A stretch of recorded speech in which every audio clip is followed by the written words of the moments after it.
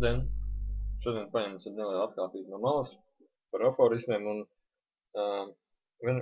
viendien man uznāca iedvesma, es gribu iemācīties taisīt mājaslapas, es gribu programmēt, un tieši pāris dienas vēlāk notika kaut kas ļoti interesants. Es piesēdos pie datora, pēkšņi iemācījos taisīt mājaslapas, vienkārši, tā kā filmās, es nezinu, kā lai pasaka, es vienkārši sēdēju pie datora, un tā kā caur galvai nāca ļoti tāds tā kā plūsma, un tā kā ļoti daudz bildes kracīm nāca, ne tikai bildes, bet tā kā arī sajūtas, un tā kā uzreiz tā kā zināšanas, kāds ir jāmāk, un pēkšņi bija tāds šoks, kas māk taisīt mājaslapas, un tas bija baigi interesanti. Un es domāju, tas ir tāpēc, ka cilvēki ļoti māk meditēt, un ļoti koncentrēties, un šādā veidā var ļoti daudz ko ļoti ātri iemācīties.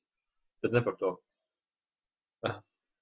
Līdz ar to nāca līdz ar daudz izpratni par to,